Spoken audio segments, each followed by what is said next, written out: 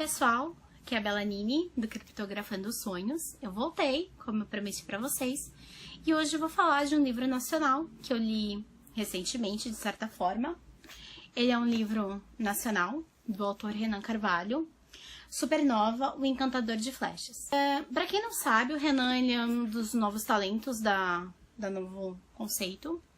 E, assim, vamos ter muitas coisas pra gente comentar a respeito, né? Porque foi uma leitura que pra mim foi entre 8 e 80, assim, com muita facilidade. Antes de mais nada, eu quero, assim, deixar muito claro que eu sou o tipo de leitora muito questionadora. Então, você pode ter certeza que, assim, eu vou achar coisas que eu não gostaria de achar. Mas isso é uma coisa minha e eu fiquei, tipo, 1000 vezes pior depois que eu comecei meu projeto literário. Que eu vou tentar explicar pra vocês, mas, assim, sempre assim, que fique claro, é a minha opinião. Eu acho que vale a pena a gente ler pra gente conhecer, principalmente os novos escritores, e a gente descobrir o que funciona com a gente, o que não funciona, é primordial. A pegada do Renan, ele é fantasia, mas ele também é distopia. E assim, no primeiro instante eu achei isso muito bom, porque eu adoro os dois gêneros, eu gosto bastante. Eu gosto muito mais de distopia do que fantasia. Só que, por um lado foi bom e outro foi muito ruim. Logo no começo, então assim, vou tentar resumir qualquer história. A história é sobre o menino, o Leran. Ele mora assim, é um futuro, né? A gente não sabe exatamente qual ano. Mas ele mora numa cidade que é rodeada por muros, Asgard. Só que lá as pessoas são proibidas de fazer magia. Porque existe uma parcela dessa população que faz magia, que são os magos, os encantadores. E o avô do Leran, ele é um desses magos, né, desses encantadores. E logo no começo do livro a gente descobre que o Leran ele faz aulas de magia com o avô.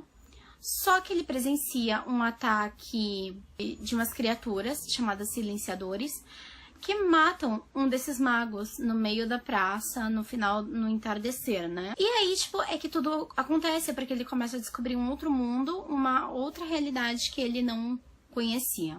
Contando assim, parece, tipo assim, até legal. E de certa forma até é. A ideia em si ela é muito boa. Porque logo no começo a gente já tem o prólogo. E esse prólogo, ele é escrito em terceira pessoa. E é a criação do mundo, só que através dos deuses. Então, cada deus que possui um elemento mágico, né? Eles moldaram o planeta. Então, tem gente que tem o poder do ar, tem gente que tem o poder da água, o poder da terra, poder da luz, poder das trevas.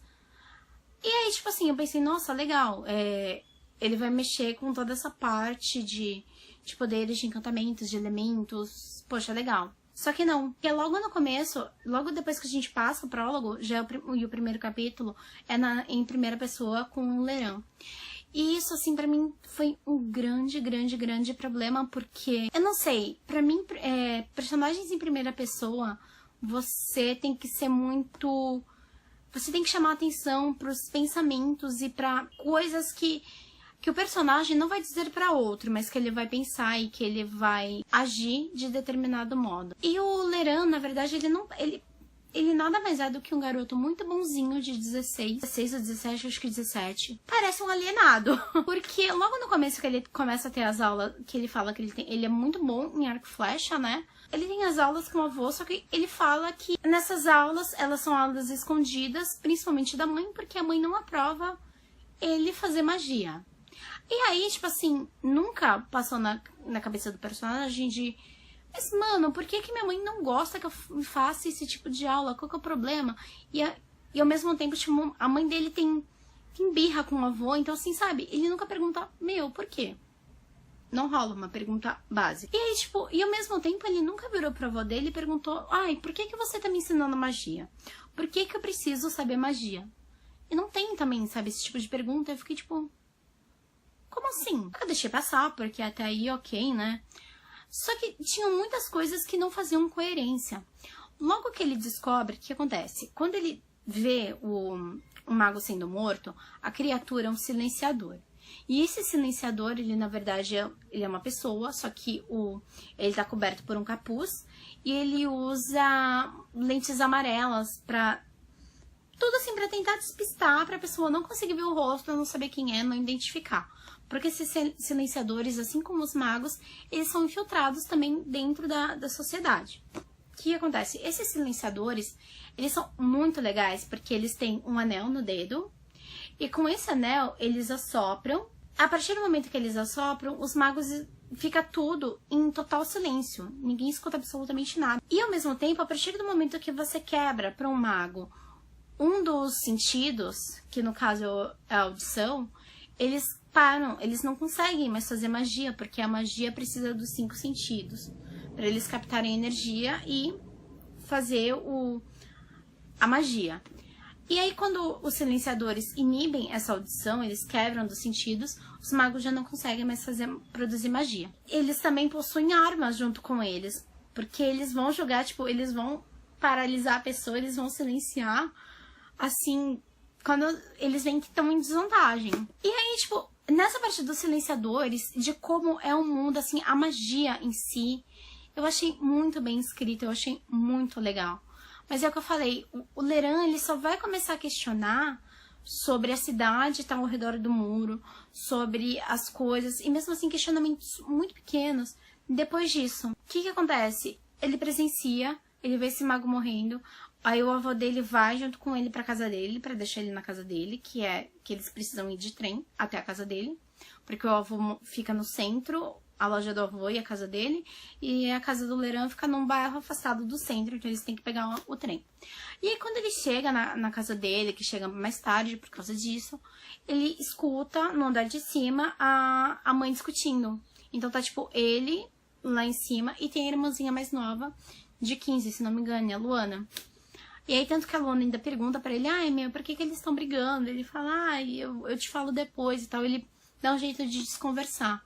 É aí que ele fica, tipo, perguntando, tá, nossa, minha mãe tá discutindo com ele, sabe? Tipo, por quê? Sabe? É só aí que ele começa a questionar um pouquinho só o porquê. E aí, a partir disso, as coisas começam a mudar. E só que nesse meio tempo, no outro dia, ele vai atrás do avô, porque ele quer saber sobre o mago que morreu, o que é isso, quem é esse outro, quem são os silenciadores. E aí o avô dele começa a falar pra ele sobre a guilda, que é o clã dos magos, que são contra o regime político de Assigan. E aí é muito... como que eu posso dizer? É muito sem nexo, assim, coerência zero, porque nunca, num parágrafo o Leran fala, não, porque agora que eu sei disso, eu quero melhorar, eu quero ter uma vida melhor do que aqui em Assigan, porque eu não quero ser como as pessoas dessa cidade que são... Não, ele não fala a palavra ridícula, mas, sabe, menosprezando. E aí, no parágrafo seguinte, ele simplesmente fala, mas eu vou ter que me conformar, porque tem os muros aqui em Assigan, eu nunca vou sair daqui, e aí eu vou ter que ficar trabalhando na loja com meu avô, porque não tem mais futuro, e blá, blá, blá. Meu... Como assim? E aí, tipo, no outro dia que o avô dele explica sobre a guilda, e aí explica que o pai do Leran morreu porque ele era um dos líderes da guilda na época. E aí, logo depois, eles fecharam os muros da cidade. E aí, o Leran sai, depois dessa explicação, sai da loja do avô, e ele tromba com uma menina chamada Judra. Que parece uma fofinha, mas da mesma idade, só que assim, é um encontro bobo, de um esbarrar no outro, e aí ele fala, olha, que legal, ela é tão bonitinha, que tudo. Eu vou conhecer essa menininha, que bonito. E aí, só que, tipo assim, não funcionou, porque é um encontro bobo.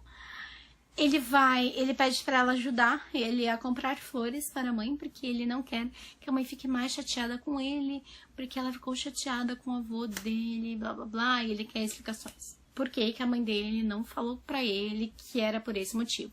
Mas, tipo, ele nunca perguntou. Então, assim, começa por aí. E aí, tipo, depois que ele passa essa tarde com a menina, eles têm o primeiro beijinho, todo bonitinho, lá no mirante, blá.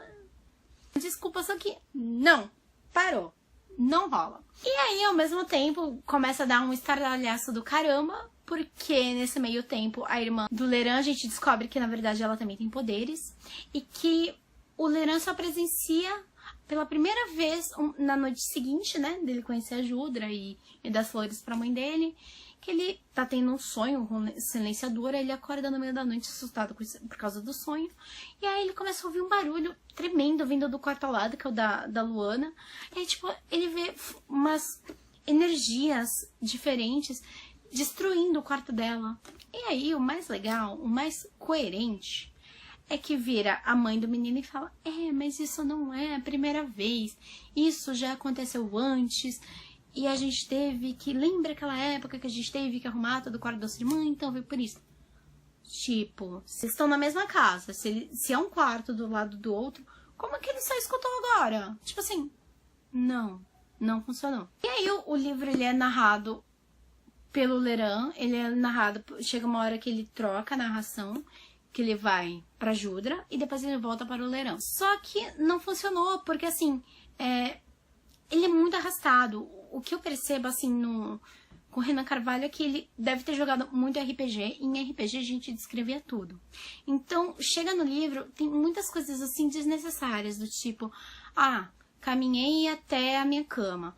Peguei a muda do pijama que estava dobrado sobre a cama. Dei meia volta, fui até o banheiro para me trocar. Troquei de pijama, voltei para o meu quarto. Então, tipo assim, não... o que eu acredito, assim, por isso que eu falo, pra mim, primeira pessoa, você tem que cativar pelas coisas que pensa, pelas coisas que tá refletindo.